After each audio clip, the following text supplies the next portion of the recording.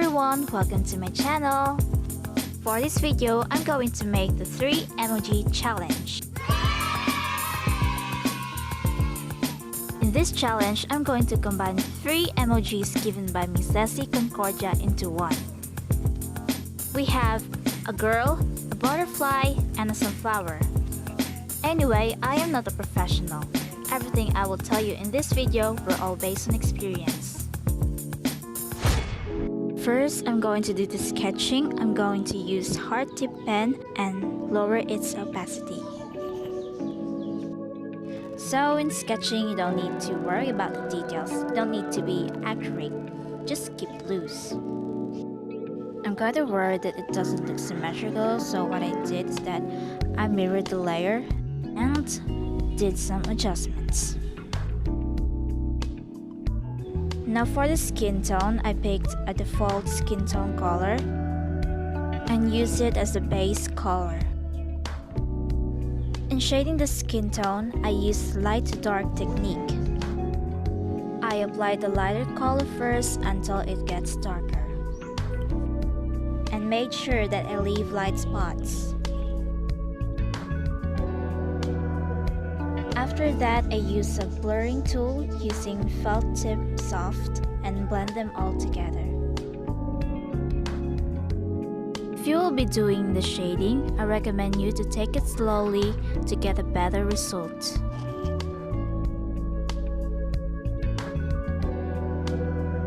I then used an airbrush and picked a darker color to make some contour.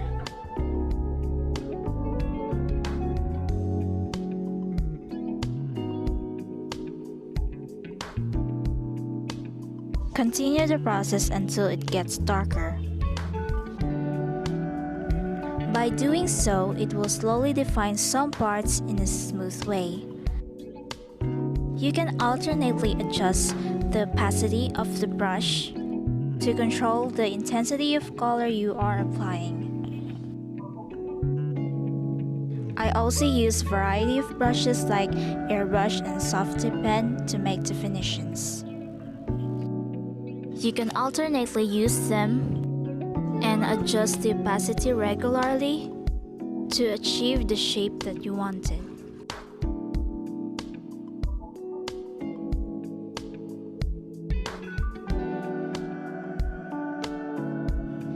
In eye shading, I still use the same technique I used in making the skin tone.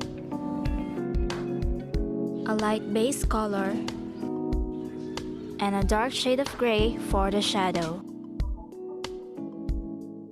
Now I will be using a soft felt tip pen to make an orange circle that will serve as the base layer for the eye shading.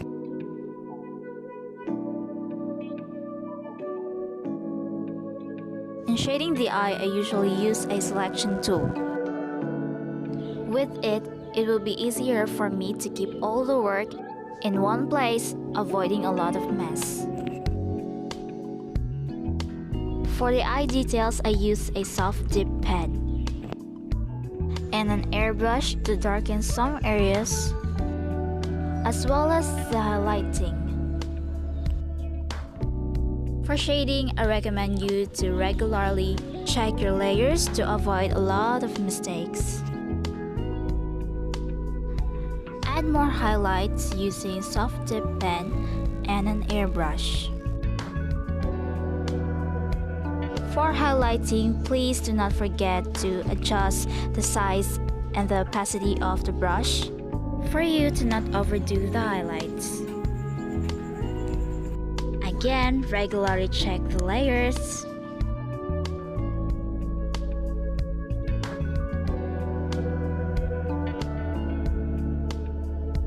For the lips, I started outlining using a soft tip pen, and when I use a soft tip pen, I always apply force fade so that it will look sharper.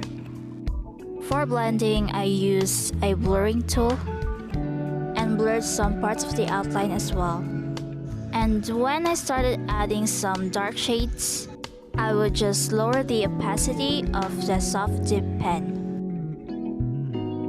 Same goes for the highlighting.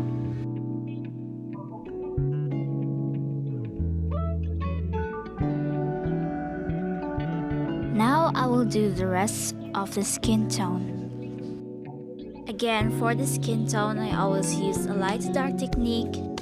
And also not forget to put on reds, oranges, and yellows that I usually use in my skin tone shadings.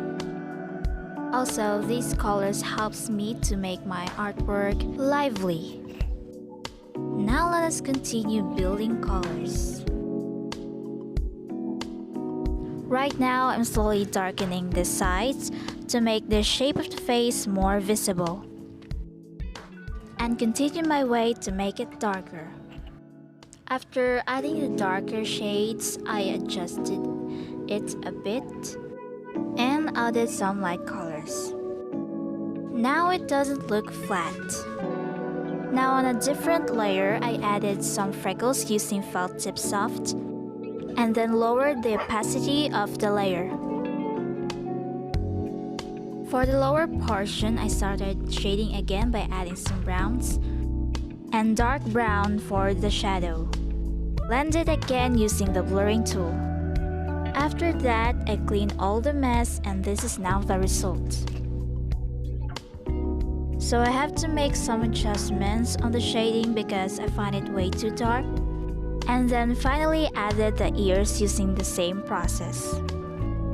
I was very careful while doing this and continuously checking on my layers because I will be doomed and that means I will need to start all over again and that is a big no for me.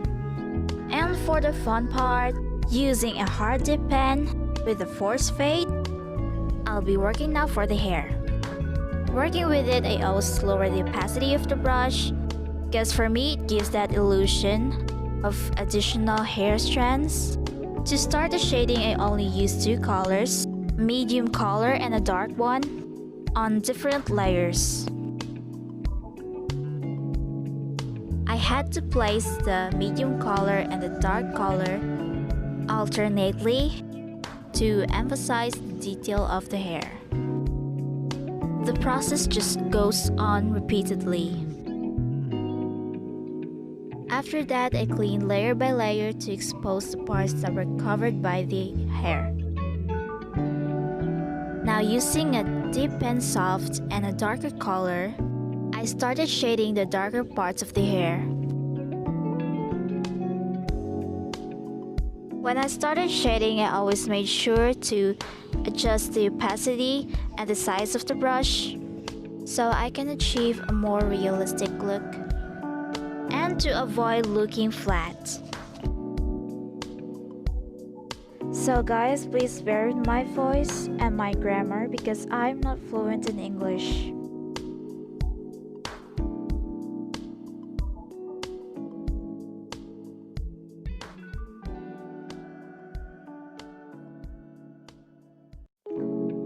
And finally, for my favorite part, using a very light color, I started doing the highlights. I made a soft dip pen very thin to make it look detailed.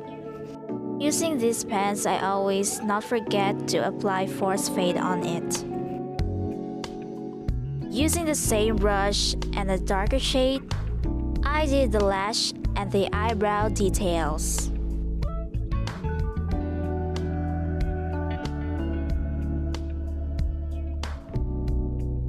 Now I am making a butterfly accessory. First, I started with the outline, followed by a basic shading using the brushes that I used on making the girl.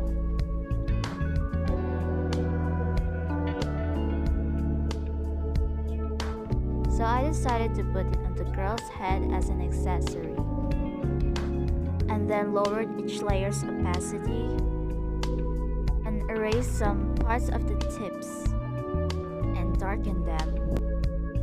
I made it this way. That looks like some butterfly wings growing on her head. Yeah, I know it's crazy, but this is just the idea I ended up with. I mean, I was desperate for it. So in this part I added more highlights, so the accessory goes well with the hair.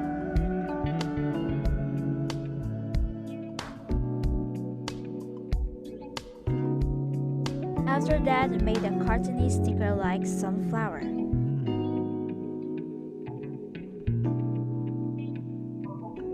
And placed it like it was some sort of camera filter.